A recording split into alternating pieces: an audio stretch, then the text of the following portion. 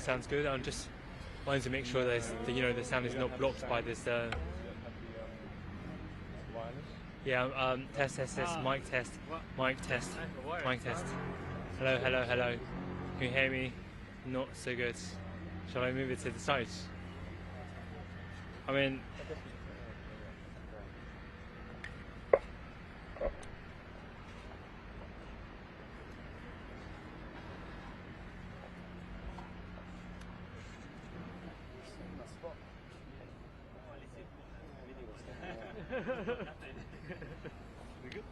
Yeah.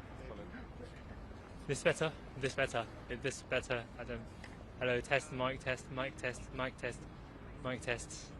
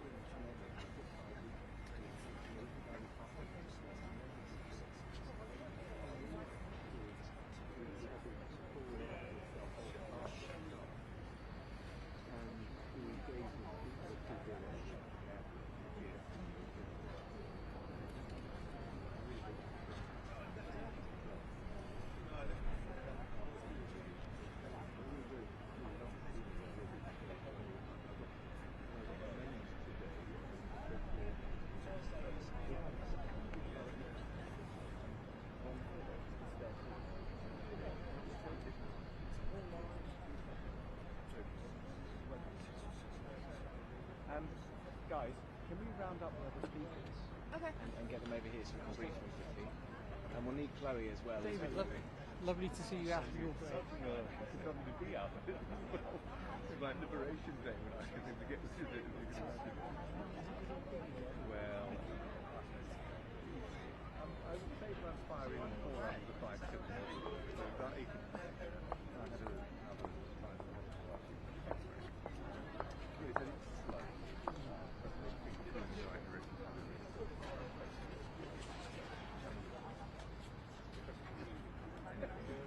Angry. Say. We knew.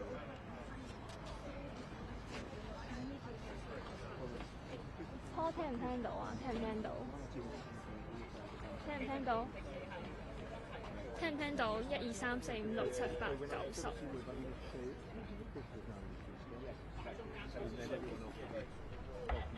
1、2、3、4、5、6、7、8、9、10。聽到嗎？聽到嗎？聽到嗎？清唔清楚？1、2、3、4、5、6、7、8、9、10、11、12、13、14，好細聲啊！而家咧，如果除咗個風罩，個 bass 啲 OK 啦，咁我覺得唔得出邊。Hello， 聽到嗎？你大聲啲啊！1、2、3、4 1、2、3、4、5、6 testing testing testing Is that okay for the shot? Are you getting that in? It doesn't obscure too much. testing testing That way? testing testing testing testing testing 聽唔聽到啊 ？testing testing Is it okay? Better? Okay. 咁啊，哦，咁啊 Find the past doing energy over there. Yeah. They were just trying to get it on. testing testing testing 1 2 3 testing testing testing 但係咪呢一支咪收到音㗎？而家係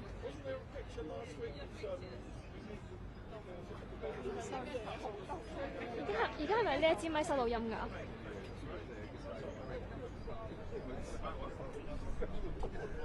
而家係咪呢一支咪收到音啊？聽到，但係好細聲。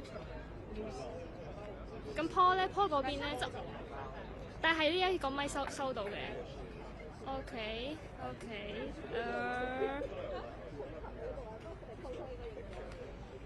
好難講。如果佢哋 live shot 就仆街啊！佢啲豬喊表情。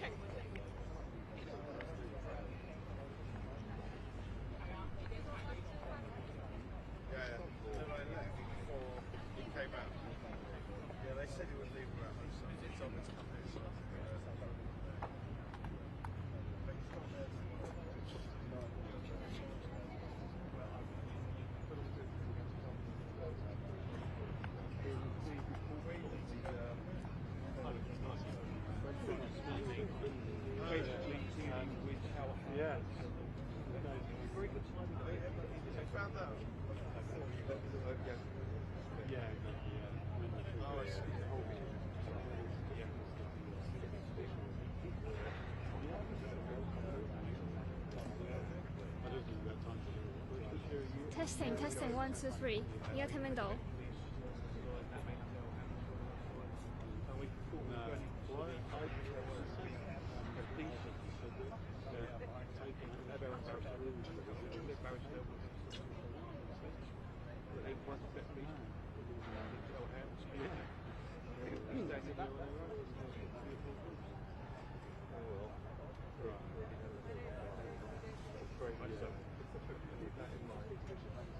6 7 testing testing。Right, so we need Chloe.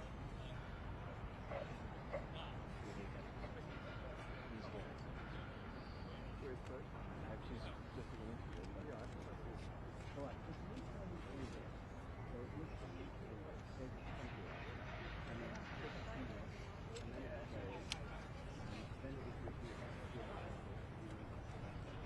why don't you line up here? Because David comes down here, so there's that bit into you.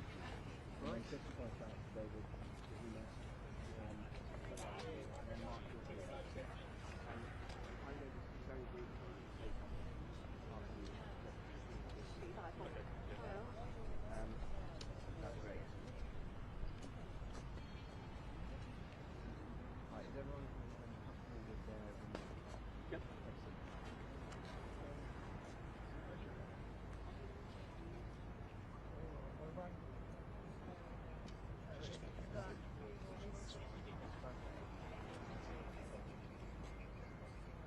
而家有冇聲？而家有冇聲？而家有冇聲？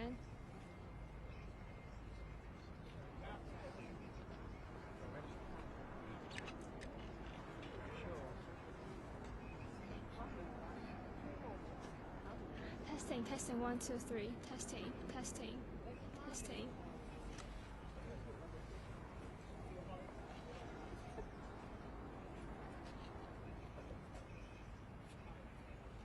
Seems like an obstacle race trying to get into Victoria Gardens. Because I'm amazed everybody managed to and found it.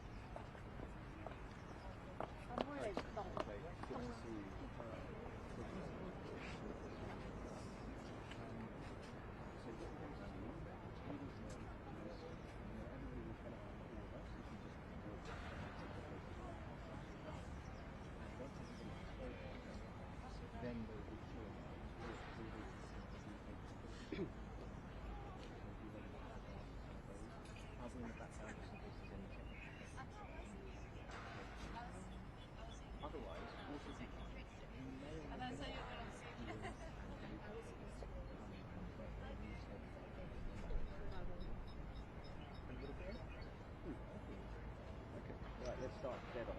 One more minute. I mean, Dan Jarvis is on his feet, according to the monitor anyway. Testing, testing, 1, 2, 3. Testing, testing, How long is the safety? testing, testing. I don't think you were at 6. Right, let's just get the time.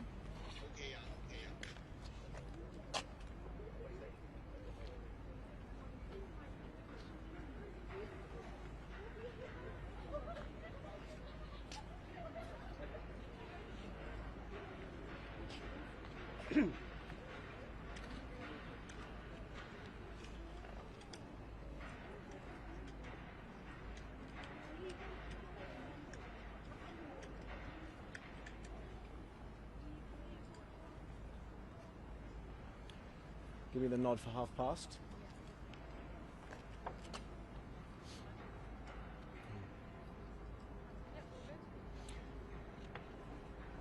Hello and welcome to this press conference hosted by the Interparliamentary Alliance on China on behalf of the residents of the Royal Mint Court Residents Association.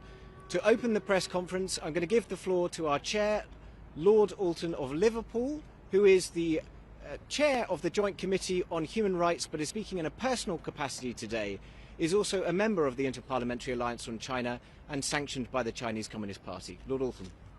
Thank you, Duke. We now know that in spite of years of campaigners, lawyers, parliamentarians raising concerns about the People's Republic of China mega embassy, the government has decided to go ahead anyway. We are in a dangerous geopolitical moment. China is explicit about their desire for what they call the great rejuvenation of the Chinese nation. That ideology is not about fair competition on the world stage. It's about subjugating the United States and reshaping the international order in the image of the Chinese Communist Party. When Keir Starmer goes to Beijing with the title deeds to the mega embassy in his pocket, I hope he will take with him copies of the Joint Committee on Human Rights report on slave labour and our supply chains, and read those sections that deal with the use of Uyghur slave labour. I'll hope he takes with him a copy of our report on transnational repression, which deals with the sorts of things you'll hear from Chloe Chung about, who gave evidence to our committee and who has a 1 million Hong Kong dollar bounty placed on her head. And I hope that when he goes, he will raise the case of Jimmy Lai. It is outrageous that any British Prime Minister should go to Beijing whilst a British citizen is incarcerated, languishing, along with many pro-democracy campaigners in jails in Hong Kong and in mainland China. I want to say one other thing, that we stand at a very dangerous crossroads. This morning some of us heard from the chair of the Speaker of the US Congress, Mike Johnson, who is here in London at the moment. I cannot believe that when I heard Ronald Reagan speak here in the 1980s, when I was a young member of the House of Commons, in the middle of the Cold War, that it would have been conceivable that any British government would have given the keys to a new embassy in London, a mega embassy, to the Kremlin, knowing what they stood for. And I find it amazing, having heard Mr. Johnson this morning, who referenced the case of Jimmy Lai and talked about this dangerous moment in our geopolitics. I cannot believe that we would want to be so out of step with our allies as to go ahead with this decision. We're going to hear from some very significant people now during this press conference. The first of them is Christopher Mung. My name is Christopher Mung. I am one of the Hong Kongers who has moved to the UK for political reasons. I have had a bounty of 1 million Hong Kong dollar imposed on me by the Chinese Communist Party. We know China. We know Chinese Communist Party and their intentions. Already, we have seen the United Kingdom fail to hold China to its promise over Hong Kong. Our people were abandoned to the mercy of the CCP. With our only lifeline to come and settle in the UK. Now, the menace that drove us from our homes is invited to do the same here.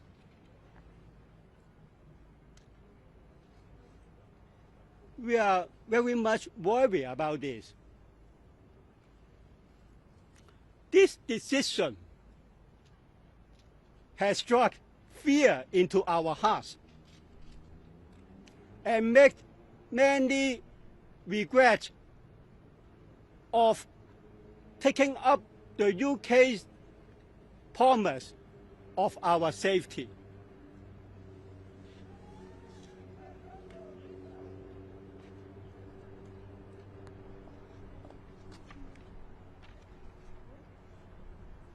My name is Chloe Chung.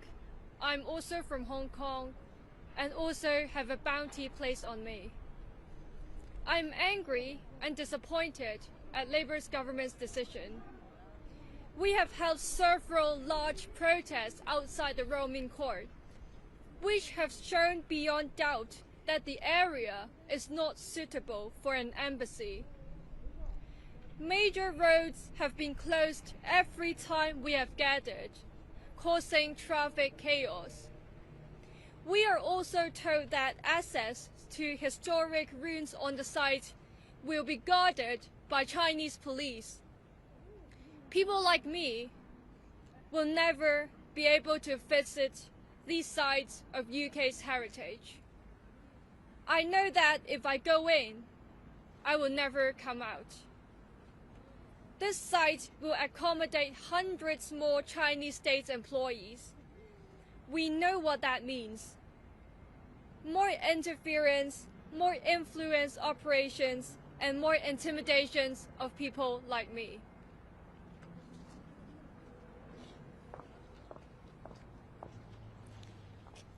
Thank you. My name is Rahima Mahmood. I am the Executive Director of Stop Uyghur Genocide. I am Uyghur myself, and I cannot really express my fury and dismay at this moment. A few years ago, the Labour Party said from the dispatch box that my people, the Uyghur people, were being subjected to genocide by the Chinese Communist Party. It is the same party and the very same people now who are caving into China's demand to build this monstrous embassy. I do not have words to express the grief of my people at being abandoned by those we had come to rely upon. While Uyghurs like me are enslaved, shut up in camps, our women sterilized, our children forcibly separated and subjected to state-run indoctrination, and our voices silenced by threats against us and our families. The UK government is inviting the criminals responsible to create a huge outpost for their criminal behaviour here in London.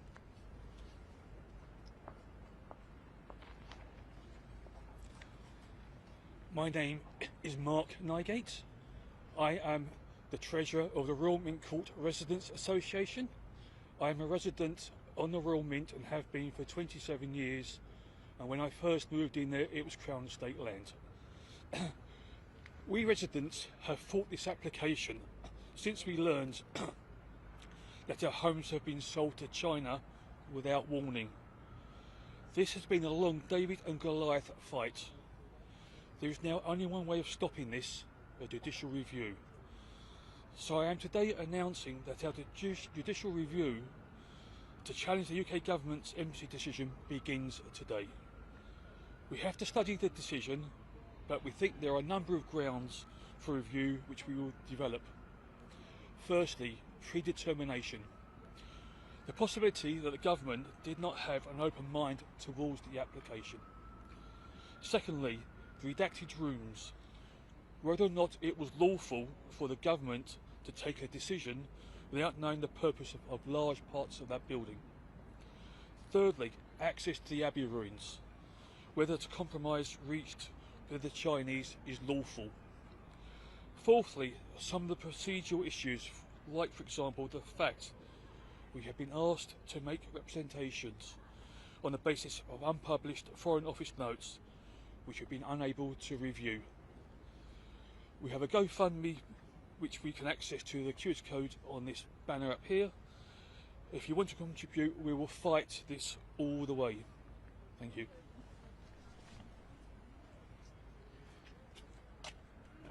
I'm Luke de Pulford, the Executive Director of the Interparliamentary Alliance on China. I'm reading this message on behalf of Ian Jinby, Solicitor.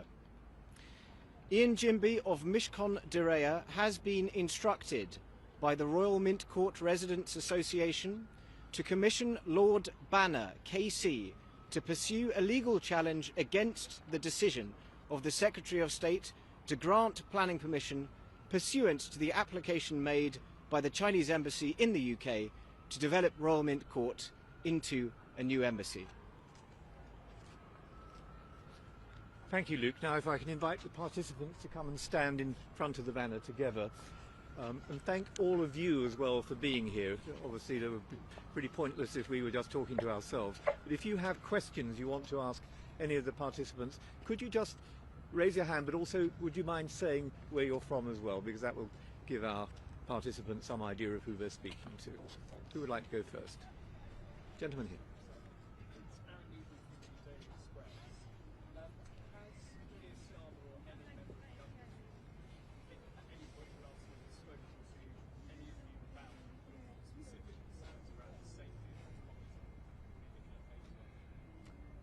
The answer is no.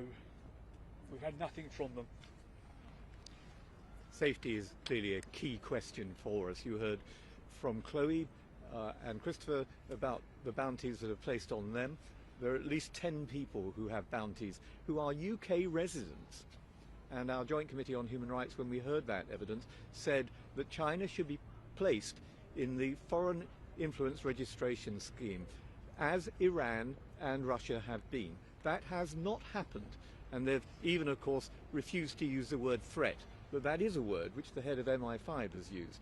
So there's great confusion here, and I do worry for the people we've heard speak today about what the implications are for them. So thank you for that. Gentlemen.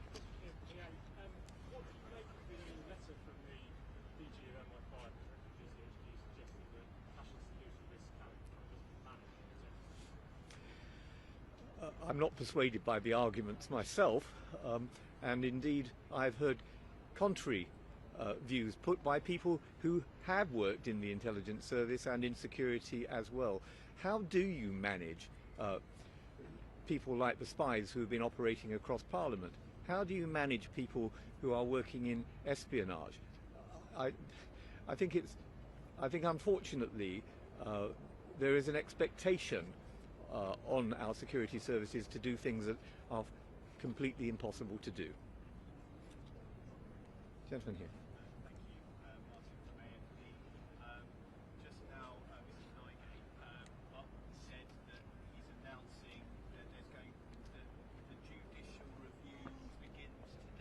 Yep. Can you clarify that? Well, As in, does it mean that you've launched the legal process today, or your solicitors going? the process. I wonder if Yeah. you could give Sorry. me a full answer. Yeah.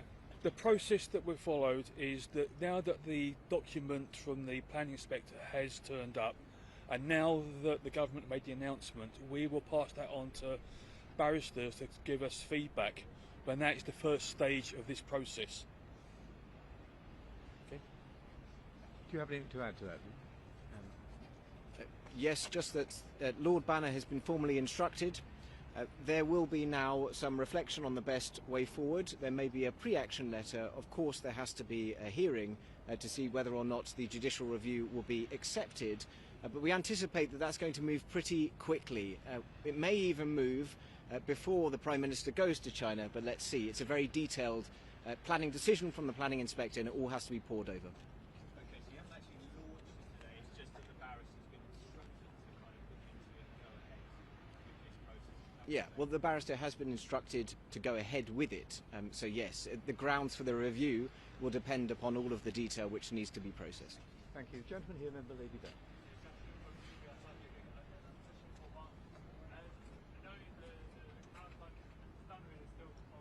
Yep. I have said that having had the demonstration on Saturday and being approached by many people at the demonstration, they have been holding back, waiting for the decision to be made before they put money in. So I expect that will be easily achieved. Also, this story has gone worldwide. I'm getting interviews from people like Australia and Japan, and they are sending the message out as well. So I have no fears about not getting that money. Thank you. Absolutely. Thank you. Lady here.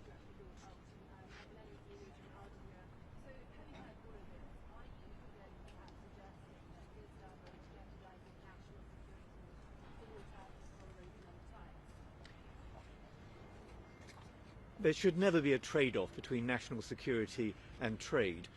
You heard from Rahima Mahmood about the position of Uyghur Muslims. One of the reasons I've been sanctioned is no doubt because I worked with Rahima on the position of Uyghurs in Xinjiang. In our report that I referred to earlier on, we looked at the way in which trade becomes lopsided, because how can you have fair competition with a country that is using slave labour? So I don't think there is a trade-off to be had. I think it's a myth as well. We have had far too much dependency on the People's Republic of China. We need to make ourselves more resilient, and that should be the top of our priorities, not making more trade deals with the CCP.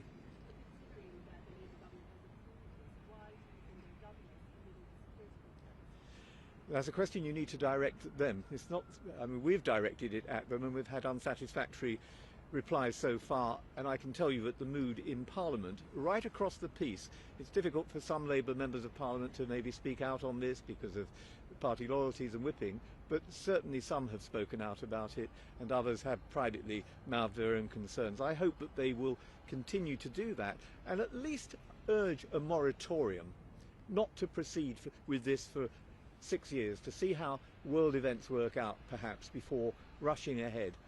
headlong into this agreement. So Keir Starmer still has the chance. He doesn't have to now go ahead and say do it tomorrow.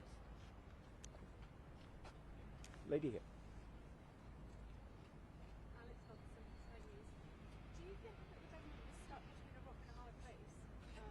Like they had to approve this, otherwise they would have no trade with China, they would lose space, and then if they didn't approve it, then China would just walk all over and take it. I think that this is a mess of their own making.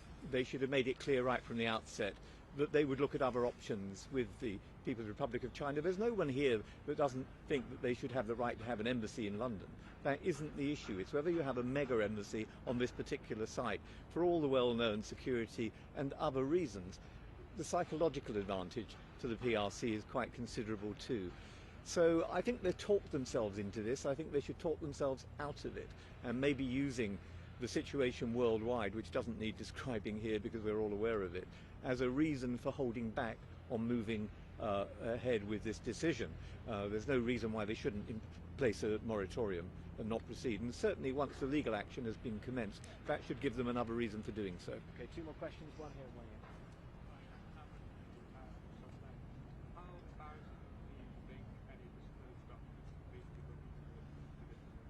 Disclosed documents in the judicial review.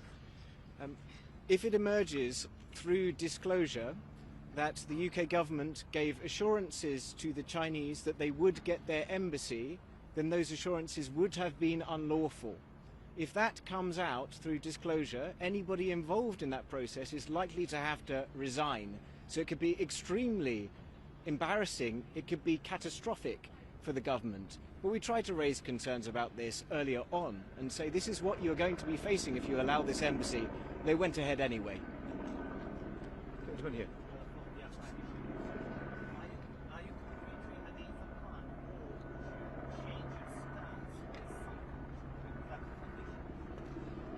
I can't speak on behalf of other participants, but for myself, I do not think this is the right place or the right time to be allowing a mega embassy in the heart of London's commercial and also cultural centre.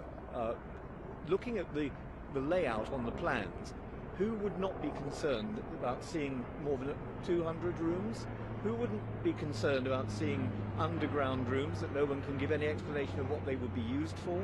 So I would want to do more than go back to the drawing board. I think this is not something that we should be doing now because it sends the wrong signal. What makes you be sure the right time and right place? I think that that's a decision for governments to make in the context of the moment. When they can see, for instance, that British nationals like Jimmy Lai have been released from prison, when there are no more pro-democracy protesters still languishing in jail in Hong Kong, when they do something about Uyghur genocide, when all those things are put in place, then maybe we can start to do business with them on a fair and proper footing. But to say those things don't matter, which is the current position of the British government, is not acceptable. Thank you very much indeed, everybody. That concludes the press conference. If people want to speak to any of the participants here afterwards and perhaps organise an interview, they will hang around for a bit. Thank you very much. Thank you all. Thank you.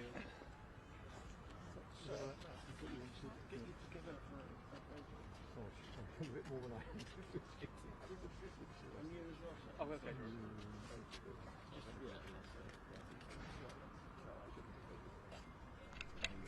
Thank you.